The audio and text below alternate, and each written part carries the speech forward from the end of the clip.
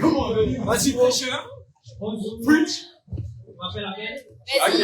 Ici, c'est bien dans notre église, avant que tu n'arrives, tu m'écoutes quand tu regardes. Du coup, je m'appelle Abel. Et le prénom Abel, si vous voulez, c'est le prénom de mon grand-père. Je tiens ça de mon grand-père. Et malheureusement, mon grand-père est décédé en 2017. Mon grand-père il était un peu contre l'église, contre la religion. Donc, mais Dieu a choisi son petit-fils, son premier petit-fils, pour être un prédicateur. Je ne sais pas s'il aurait été content, franchement, mais je m'en fiche. Moi, je suis content et je suis content. C'est le plus important. Donc, je suis né au Cameroun, où j'ai grandi jusqu'à l'âge de 20 ans. Aujourd'hui, j'en ai 28. Et je suis né dans une famille avec beaucoup de problèmes. Mes parents se sont séparés quand j'avais 17 ans. Et je suis allé vivre avec ma tante. Et c'était pas facile. C'était pas facile parce que j'ai un peu grandi avec une image on m'a répété tout le temps que ton père t'a abandonné. Donc, j'ai pas grandi avec une figure paternelle, on va dire. Et j'ai grandi dans la lâcheté. Et j'étais quelqu'un qui avait du mal à prendre ses responsabilités. Et ça m'a poussé à être un menteur, à être quelqu'un qui fuit devant les difficultés, qui fuit quand ça devient difficile. Et je pense que quelqu'un ici peut s'identifier à la lâcheté. Nous sommes ensemble, alors c'est bien. J'étais quelqu'un qui était perdu. Je suis arrivé en Belgique en 2017 et j'ai échoué dans ce pays.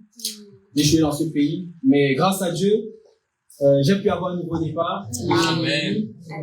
En victorieux. Et j'ai déjà la victoire. J'ai la victoire parce que j'ai embrassé le rêve de Dieu. J'ai embrassé la vision de Dieu. La vision de Dieu, c'est quoi?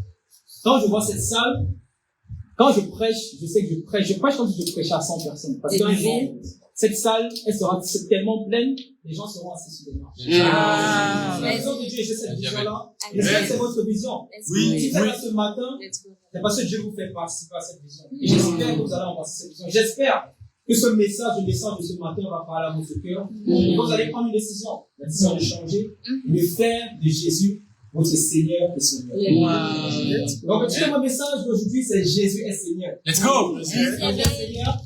Et je me suis intéressé un peu, je m'intéresse beaucoup à la littérature, surtout la littérature des philosophes. Voilà. Et comme ça. Et dernièrement, je lisais Voltaire, qui est un philosophe du XVIIIe siècle. Et Voltaire, durant toute sa vie, une majeure partie de sa vie, il essayait de combattre un peu le christianisme. Combattre Jésus, il disait que Jésus c'est quelqu'un d'irrationnel, la Bible c'est irrationnel. Il combattait la foi. Okay? Et Voltaire, il a dit quoi? Il a dit 50 ans après ma mort, plus personne ne lira ce livre. Il parlait de la Bible. Il avait tort. Et Voltaire il est mort le 30 mai 1778. Et 50 ans après sa mort, vous savez ce qui s'est passé? Non. Sa maison est devenue un entrepôt pour la Bible. Dieu l'a humilié. Dieu a formé Voltaire. Okay? Et ce qui nous fait envie, c'est quoi? Le 18e siècle est nommé le siècle de lumière. Donc, avec tous ces mecs-là, qui se prennent pour des philosophes, qui sont en train de raisonner sur la vie. Ils raisonnaient, ils écrivaient, ils passaient le temps à raisonner, écrire des livres, ils portaient aucun fruit. Okay? Ils passaient le temps à combattre Jésus, qui a porté beaucoup de fruits. Okay? Ils passaient le temps à vouloir combattre un mec qui a porté du fruit, qui est mort, qui est ressuscité, mais ils n'ont aucun fruit, quoi. Ils ont juste leur raisonnement. Pourquoi le soleil est jaune? Pourquoi en fait, tu peux une raison de raisonner. Si on commence à raisonner dans cette pièce, on va pas s'arrêter. Ça, c'est ça. Donc, vos raisonnements ne produisent rien. Raisonnez avec la parole de Dieu. C'est dit. Amen. Vas-y. Et la Bible dit quoi? Jésus a dit quoi? Tout va passer. Mais la seule chose qui ne va pas passer, c'est la parole de Dieu. C'est écrit en Matthieu 24, verset 37, vous êtes obligé d'y aller. Donc, ces philosophes-là, ils disaient qu'ils faisaient partie du siècle de lumière, mais ils marchaient dans les ténèbres. Ça, c'est sûr. Très 100%. Donc, on va regarder l'écriture en Jean 1. Jean 1, au verset 1, la Bible dit, vas-y. Au commencement, la parole existait déjà. La parole était Dieu et la parole était avec Dieu et la parole était Dieu. Elle était au commencement avec Dieu. Tout a été fait par elle et rien de ce qui n'a été fait sans elle. En elle, il y avait la vie. Et cette vie était la lumière des êtres humains. Donc, la lumière, c'est quoi? C'est la vie. Ok. Jésus est la parole de Dieu faite chair. On le voit en Jean 1, au verset 14 à 18. Que Jésus est la parole de Dieu qui s'est faite chair. Il est venu sur cette terre, il a vécu lui sans péché, il est mort. Il est ressuscité. Aujourd'hui, on est là, c'est Pâques. Qu'est-ce qu'on fait? Résurrection. Parce que Jésus est mort, c'est pourquoi il y a résurrection. Et qui a fait ça dans l'histoire de l'humanité? Ok. Que tu sois Kobe Bryant, que tu sois Michael Jackson, que tu sois je sais pas qui, un jour tu vas passer. Et tu vas te présenter devant Dieu. Il va te dire, ok, est-ce que tu as mis ma parole en pratique? Qui était ton Seigneur? Est-ce que ton Seigneur c'était le basket? Est-ce que ton Seigneur c'était l'argent? Est-ce que ton Seigneur c'était la musique? Qui est ton Seigneur aujourd'hui? Jésus est Seigneur, c'est pas un slogan. Ok, vous voyez beaucoup sur Instagram, God first. Les gens qui mettent God first sur Instagram, ils n'ont pas de relation avec Jésus. Si tu commences à étudier la Bible, tu leur envoies, mais si tu veux étudier la Bible, ça ne t'intéresse pas. Connais déjà. Tu es déjà chrétien. Ça, c'est le bon échappatoire. Ou non, moi, je ne suis pas religieux. La Bible, c'est pour qui alors, en fait? La Bible, c'est pour tout le monde. Que tu sois chrétien, que tu te dises chrétien, que tu te dises chrétien, que tu sois athée, que tu sois, peu importe qui t'es, la Bible, c'est pour tout le monde. Ok, les amis? Et, ça me fait rire. Excusez-moi. Je me souviens d'une fois, en début d'année, qu'est-ce qu'on fait souvent? On fait une marche de prière. On le faisait à Paris. Bon, vous avez compris, on vient de Paris. Et on a commencé à Paris. Moi, j'ai commencé ça à Paris un peu quand je suis entré dans l'église. On faisait le tour de Paris. On l'a fait à Bruxelles pour la première fois, en début d'année. On a fait le tour de Bruxelles. Il y a Sarah qui était là. C'est incroyable. On a fait le tour de la ville, on a prié ensemble. On a prié pour Bruxelles. Et je me souviens à la fin de la prière, il y a un gars qui vient, on était en réunion, on était en train de prier, un gars qui vient et dit, excusez-moi, est-ce que vous pouvez prier pour que j'ai une maison? Est-ce que vous pouvez prier votre Dieu? Est-ce que vous pouvez prier Jésus pour qu'il me donne une maison? On dit non, tu dois venir dans la maison, la vraie maison de Dieu, c'est l'église. On va pas prier pour que Dieu te donne une maison et tu restes dans le monde. Il dit non, je veux pas Jésus, mais je veux la maison, je veux que Jésus me donne une maison. Mais c'est ça le fait, c'est ça le monde dans lequel on vit. Les gens veulent les chocolats de Jésus. Les gens veulent les cadeaux de Jésus. Ils veulent pas de relation avec Jésus. Vas-y, amen. Jésus, c'est mon Seigneur, quand il me fait du bien. Je veux un Jésus qui me fait du bien. Jésus chocolat. Jésus chocolat. C'est le Jésus qu'on veut. Mais le vrai Jésus, Jésus est Seigneur, c'est un mindset. C'est une façon de penser, c'est une façon de vivre, une façon d'agir. Ok? Le premier point de mon père, c'est une fois et c'est fini. Let's go. Une fois et c'est fini. Vas-y. Et je me souviens, je crois que c'était en 2011, il y a ce grand coureur de 100 mètres qui s'appelle Usain Bolt. Et il est arrivé au JO.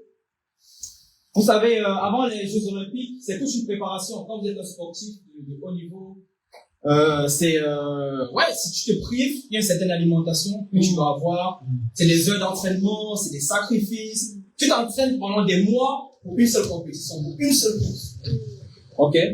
Et il arrive, ce jour-là, il devait faire l'épreuve du 100 mètres. C'est lui qui détenait le record, justement, du 100 mètres avec 9 secondes 58, je pense.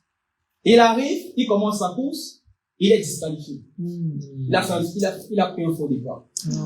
Okay. Et heureusement, avec Jésus, c'est pas comme ça. Okay.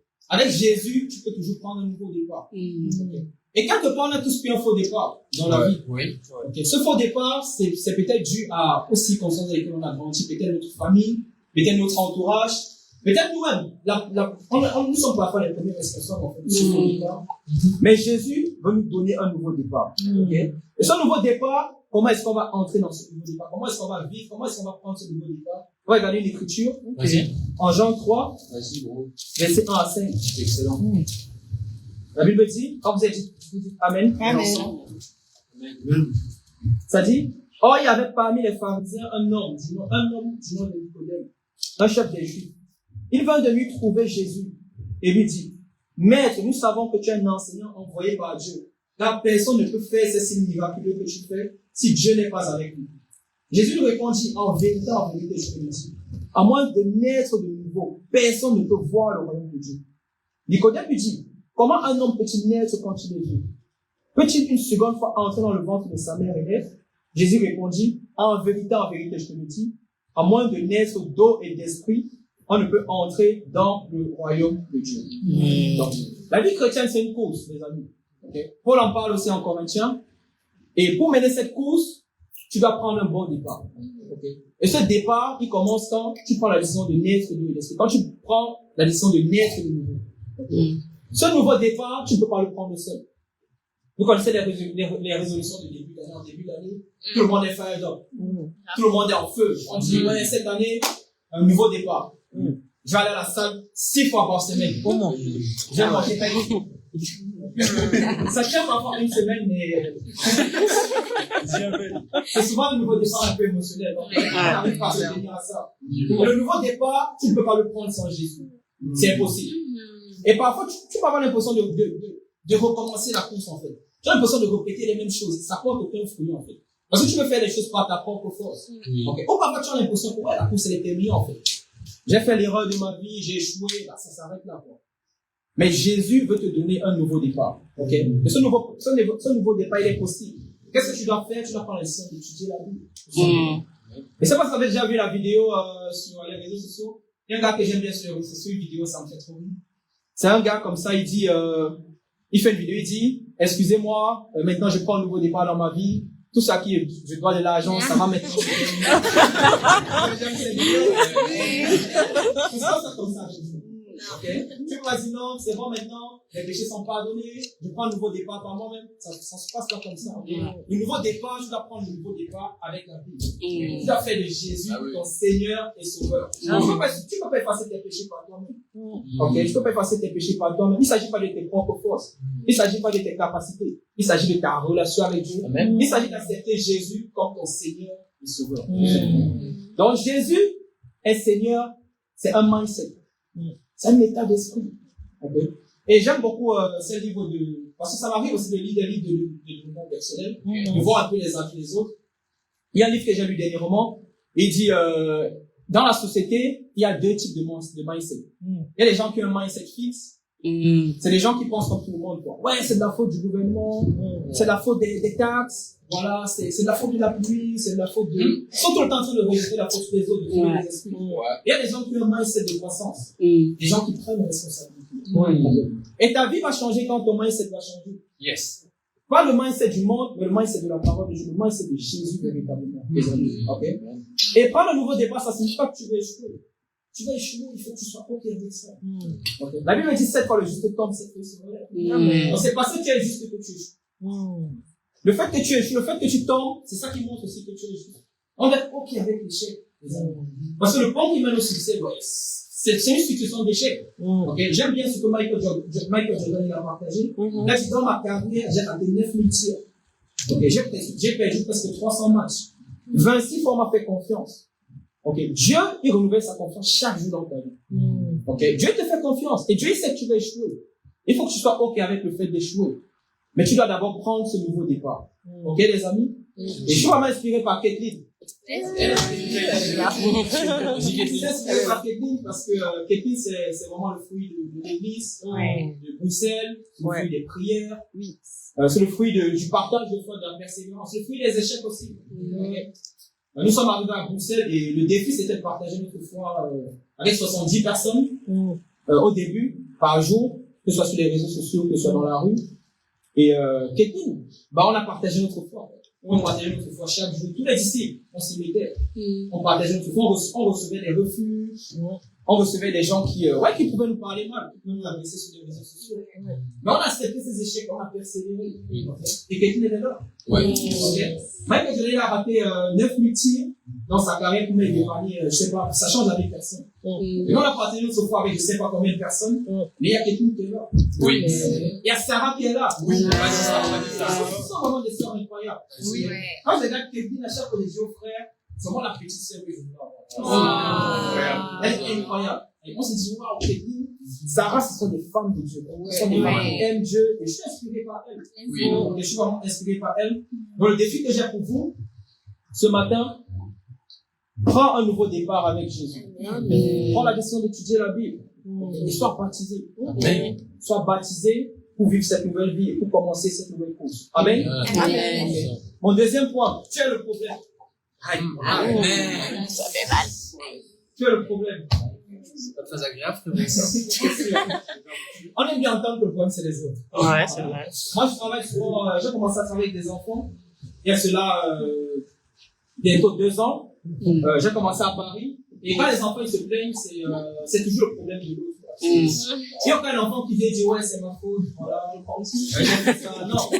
Même s'il a frappé le premier, il trouve une raison. Ouais, exact. Il justifie son péché. Ouais. Des enfants. Ouais. La société en général, dans la foi, encore des gens, parce que sont des enfants. Si je fais ça, c'est parce qu'on m'a fait ça. Tel, il fait pas ça. Tout le temps, le problème, c'est toi, et tu dois prendre la décision de changer. Amen. Moi, il y a une écriture en Jean 5, verset 3 à 8. C'est la Bible aussi. La Bible dit ceci. Vous y êtes? Vas-y, bro, c'est génial. Yes. Sous ces portiques, un grand nombre de malades étaient couchés. Des aveugles, des boiteux, des paralysés. Ils attendaient le mouvement de l'eau. Car un ange descendait de temps en temps dans la piscine et agitait l'eau. Et le premier qui descendait dans l'eau, après qu'elle ait été agitée, était guéri. Quelle que soit sa maladie. Là se trouvait un homme infirme depuis 38 ans. Jésus le vit couché. Et sachant qu'il était malade depuis longtemps, il dit, veux-tu être guéri? L'infirme lui répondit, Seigneur, je n'ai personne pour me plonger dans la piscine quand l'eau est agitée. Et pendant que j'y vais, un autre descend avant moi. Lève-toi, lui dit Jésus. Prends ton brancard et marche. Aussitôt cet homme fut guéri. Il prit son brancard et se mit à marcher. Donc, déjà, je vais vous encourager. Okay. C'est défiant, mais aussi c'est un encouragement. La situation dans laquelle vous vous trouvez, elle est parfaite. Amen. Peu importe les problèmes que vous avez, ouais, Dieu permet ça. Pour que vous soyez humble. Ok? Il y a personne qui souffre plus qu'une autre personne. Parfois, on croit qu'on est dans la situation la plus difficile du monde. Ah, je souffre. Non, tu souffres pas. Ta situation, elle est parfaite pour que tu changes. Ok? Et si on voit cet homme qui est couché, qui est paralysé, et Jésus vient vers lui, Jésus lui propose une solution. Oui. Mais le problème, c'est les autres, en fait, il n'y a personne. Jésus est devant lui, il lui apporte une solution. Mais il trouve le moyen de focaliser sur les autres. Okay. Et parfois, on est comme ça. Okay. On veut pointer les autres du doigt. Okay. Le but pour toi, c'est de prendre responsabilité. Quand tu prends la décision de changer tes pensées, ta vie change. Cet homme, qu'est-ce qu'il a fait après? Il a porté son brancard. Ouais. Donc, quand tu vas prendre la décision de changer, tu vas porter tes pensées. Qu'est-ce qui t'écrase de ce tes pensées négatives? Okay. Comme cet homme était couché sur son brancard, tu es couché sur tes pensées négatives, tu es là, tu pleures, prends tes pensées, en fait. Jésus te dit, lève-toi. Prends tes pensées et marche. Porte ce qui te porte, en fait. Prends responsabilité, porte ce problème. Pourquoi c'est ce problème qui te porte? Pourquoi tu es porté par tes pensées négatives? Change de mindset, change d'attitude, en fait. Prends responsabilité. Okay? Et je me souviens de ces jeunes à la fin, on partageait notre foi une fois. Je me souviens, je devais être avec Guillaume. Et c'était un groupe d'amis. Et qu'est-ce qui se passe? On partage notre foi avec eux. Et le gars, il dit, vous voyez pas la Palestine? Il y a trop de problèmes en Palestine. Qu'est-ce que Dieu y fait? Il dit, ouais, les États-Unis. Il est en Belgique, mais il est en train de me parler de Palestine. Il parle de aucun rapport. Mais qu'est-ce que tu fais pour la Belgique, en fait? Tu fais rien. Et le mec, il dit, ouais, je fais rien. Ok, c'est ça le problème. Okay, parce que celui qui est en Palestine est en train de parler des problèmes de la Belgique, il fait rien là-bas. Okay, celui qui est aux États-Unis parle des problèmes d'Israël, il fait rien. C'est ça le problème. Chacun est là où il est, où il peut agir, mais il est en train de montrer les problèmes d'ailleurs. Exact. Ça n'a pas de sens en fait. Tu vas agir. Si Dieu t'a placé en Belgique, c'est parce que tu as un rôle à jouer en Belgique. C'est tout. Tu vas attendre que les autres fassent ce que toi tu as appelé à faire. Et quand vous prenez responsabilité, quand vous commencez à prendre responsabilité, ouais, vous pouvez aider les autres en fait.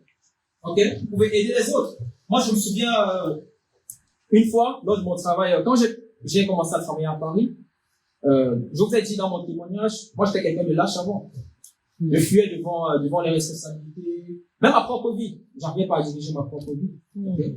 Et le fait d'avoir une relation avec Dieu, c'est ça qui m'a aidé véritablement à commencer à prendre responsabilité. Et je me souviens, j'avais une réunion avec ma personne, c'était difficile. C'était difficile parce qu'on avait un stage de 2 semaines. Et j'avais rien préparé. Le stage était catastrophique. Elle a convoqué une réunion. Et je suis arrivé à la réunion. Et elle m'a dit, ouais, tu penses qu'est-ce qui n'a pas marché? C'est quoi qui n'a pas fait son travail? Et elle pensait que dans mon mindset, comme les gens, je pensais un peu comme tout le monde, elle pensait que j'allais dire, ouais, mais c'est elle. C'est elle, il n'a pas fait ci, c'est elle, il n'a pas fait ça. Et je lui ai dit, madame, je prends responsabilité, en fait. C'est moi. C'est moi, je suis pas là pour pointer quelqu'un du doigt. Moi, je n'ai pas fait de Wow. Et ça l'a marqué. C'est puissant. Je suis parti de ce travail-là en laissant deux personnes, j'ai deux amis qui travaillent là-bas, qui sont entrés grâce à moi. Parce que ouais, je prenais responsabilité en fait. Je prenais responsabilité. Le fait de prendre responsabilité, c'est ça qui travaille aussi votre témoignage. Parce que Jésus est Seigneur, ok? Mais qu'est-ce que Jésus fait dans ta vie? Qu'est-ce que tu fais avec ce Jésus en fait? Ouais. Qu'est-ce qui montre que Jésus est Seigneur dans ta vie? Oui. Qu'est-ce que tu portes en fait? Qu'est-ce qui se passe dans ta vie en fait? Les gens disent Jésus est Seigneur, mais on regarde leur vie, il n'y a rien en fait. Non, c'est sûr que Jésus n'est pas Seigneur dans ta vie. Jésus est déjà Seigneur. Jésus, c'est pas le fait de dire, c'est pas le fait que tu dises que Jésus est Seigneur qui devient Seigneur. Ouais. Maintenant, tu peux dire Jésus est Seigneur pour ma vie et décider de vivre comme si Jésus est Seigneur pour ta vie. Wow. C'est pas ta parole qui fait de Jésus le Seigneur, c'est déjà Seigneur. Ok? Il faut remettre les choses en ordre. Amen. Amen. Donc, mon défi, c'est ça. Prendre responsabilité, les amis. Porte tes pensées. Porte tes pensées. Porte, c'est qu'est-ce qui te transporte aujourd'hui? C'est la peur des hommes, c'est la lâcheté. Qu'est-ce qui te transporte? Qu'est-ce qui te rend paralysé? Ok? Change ton mindset avec la parole de Dieu. Étudie la Bible et sois baptisé une fois de plus. Okay? Jésus est Seigneur, c'est un style de vie, c'est un mode de vie. C'est être un disciple de Jésus-Christ. Oui. C'est embrasser la vision de Dieu. Oui. Amen. Génial, vas-y, Abel. Mon troisième point, Let's go. le message de la croix. Let's go. Le message de la croix. Je vais prendre une écriture en Jean 10, verset 7 à 10. Vas-y. Jean 10, verset 7 à 10. La Bible dit, Jésus l'a dit encore, en vérité, je vous le dis, je suis la porte des brebis. Tous ceux qui sont venus avant moi sont des voleurs et des brigands. Mais les brebis ne les ont pas écoutés. C'est moi qui suis la porte. Si quelqu'un entre par moi, il sera sauvé. Il entrera et sortira et il trouvera de quoi se nourrir. Je vais m'arrêter là. Ici, Jésus, quelque part, il est en train de dire, ouais, je suis la solution, en fait. Je suis la solution. Et moi, ce qui m'inspire avec Jésus, avec la personne de Jésus, c'est que c'est le seul qui est mort et ressuscité. Moi, je regarde dans toutes les religions. Quand Mohamed, il est mort. Ouais. Okay, je sais pas où il est enterré, mais c'est sûr, il est mort. Bouddha, je sais même pas c'est qui, tous ces mecs-là. Mais Jésus, je sais qu'il est mort, il est ressuscité. Okay, il a assis à la droite de Dieu. Et Scandaleux, frère. la pire chose qui puisse t'arriver ce matin, c'est d'entendre ce message dans le Jésus. C'est la pire chose qui puisse t'arriver. La pire chose qui puisse t'arriver, c'est pas de rater tes examens. La pire chose qui puisse t'arriver, c'est pas d'être en guerre, d'être en froid avec ta famille. La pire chose qui puisse t'arriver, c'est d'endurcir ton cœur devant le message de la croix. Devant le message que ouais, Jésus est mort pour tes péchés. Il est ressuscité pour que tu aies une nouvelle vie, en fait. Ok? Et qui connaît l'histoire de Narcisse dans la mythologie? Ah oui, merci, c'est vrai. Vous ne connaissez pas? Ok. Brièvement, Narcisse était un jeune homme qui était beau. Okay. Mais il y avait une condition dans sa vie. Ouais. Il ne devait jamais se voir dans une glace. Et c'était la condition. C'était la condition. Et un jour, lors d'une balade dans la forêt, il a vu son visage à travers d'une flaque d'eau. Et il est tombé amoureux, entre guillemets, du reflet de son visage. Il est resté fasciné par lui-même. Il est mort de faim et de soif. Wow. Contrairement à Narcisse, Dieu veut que tu vois ton visage dans le miroir de la parole. C'est la condition. Dieu veut ça. Il veut ça pour toi. C'est pourquoi il a envoyé quelqu'un qui a partagé sa foi avec toi. Et c'est pourquoi tu es là ce matin. Parce que Dieu veut que tu vois ton visage. Et ton piège, le piège dans lequel tu peux tomber, c'est de tomber amoureux de ton péché. Et de rester, de voir ton visage dans la parole de Dieu et aimer ton péché. Aimer qui tu es. Et en Belgique, les gens aiment le péché. En fait. Les gens sont égoïstes. Les gens sont lâches. Fraîche. Les gens s'aiment eux-mêmes. Dis-le. Les gens sont là. Oh, je ressens ça. Quand tu dis la Bible avec un gars, avec un jeune homme, il dit, ouais, j'ai pas eu de moment avec Dieu parce que j'ai pas senti. Et c'est ça, en fait. C'est ça. Je ris, mais c'est pas drôle, en fait. Parce que les gens sont dans les sensations, les gens sont dans les émotions. Ouais. Les gens veulent se sentir bien, les gens veulent se sentir. Et même en tant que disciple, parfois, on se comporte comme ça. C'est vrai. Aujourd'hui, la parole de Dieu, on ne veut pas changer, en fait. Narcisse, il n'a pas voulu tuer son péché. Tu peux être comme cette Narcisse, tu vois ton péché, dans le miroir de la parole de Dieu, mais tu ne veux pas tuer ton péché te tue. Ok? Jésus Il dit qu'il est le bon berger. Donc, il t'amène vers le pâturage, il te donne ce dont tu as besoin. Ok? Il veut te nourrir. Jésus dit, je suis l'eau de vie. Ok? Je suis le pain de vie. Donc, Jésus veut t'apporter ce dont tu as besoin. Narcisse, il a vu son visage, il est mort de faim. Tu vois, parce que quand tu es rempli de toi-même, quand tu aimes ta personne, bah, t'es vide, en fait. Ouais. Tu finis par mourir. Ok? C'est le piège dans lequel on peut tomber, les amis. Et beaucoup de personnes sont dans ce cas-là. Beaucoup de personnes meurent vite. Beaucoup de personnes veulent remplacer Dieu par la drogue. Ouais. Beaucoup de gens veulent remplacer Dieu par l'immoralité sexuelle. Et j'en faisais partie. Beaucoup de gens veulent remplacer Dieu par le plaisir, par les relations, par les parents, par les études. Et ça marche pas, les amis. Ça marche pas parce qu'au bout d'un moment, bah, Dieu est irremplaçable. Dieu est irremplaçable, les amis. Donc, on va regarder une écriture en Jean 14, verset 1 à 6. La Bible dit que votre cœur ne se trouble pas. Croyez en Dieu, croyez aussi en moi. Il y a beaucoup de demeures dans la maison de mon Père. Si ce n'était pas le cas, je vous l'aurais dit. Je vais vous préparer une place. Et puisque je vais vous préparer une place, je reviendrai et je vous prendrai avec moi, afin que là où je suis, vous y soyez aussi. Vous savez où je vais.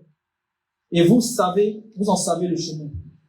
Thomas lui dit, Seigneur, nous ne savons pas où tu vas. Comment pouvons-nous en savoir le chemin?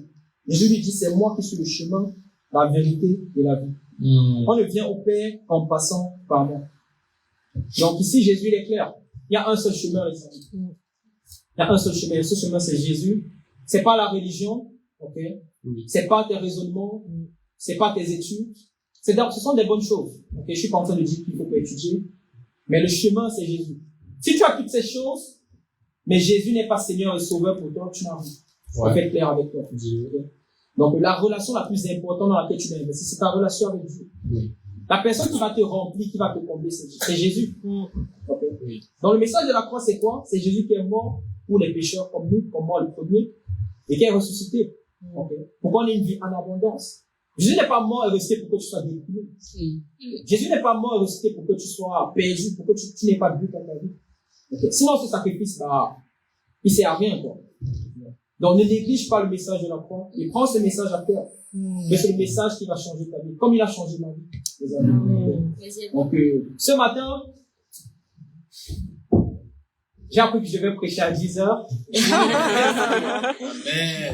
Jésus est Seigneur. Jésus est Seigneur, ça a arrivé. Et il fallait un prédicateur, et j'ai pris une responsabilité. Je suis pas meilleur que vous. Je suis pas meilleur que vous, je suis pas parfait. Je suis un pécheur, je fais des erreurs. Mais Dieu m'a choisi. Dieu m'aime. Et c'est avec cette conviction que j'avance. J'ai pas peur d'échouer. Donc aujourd'hui, j'ai plus peur d'échouer. Je vais avancer. Je vais avancer avec Dieu. Et ma prière, c'est que ce message ait pu parler à votre cœur. Et que vous puissiez vraiment prendre à cœur votre relation avec Dieu. Donc c'est tout pour mon message. Et à Dieu soit toute la gloire.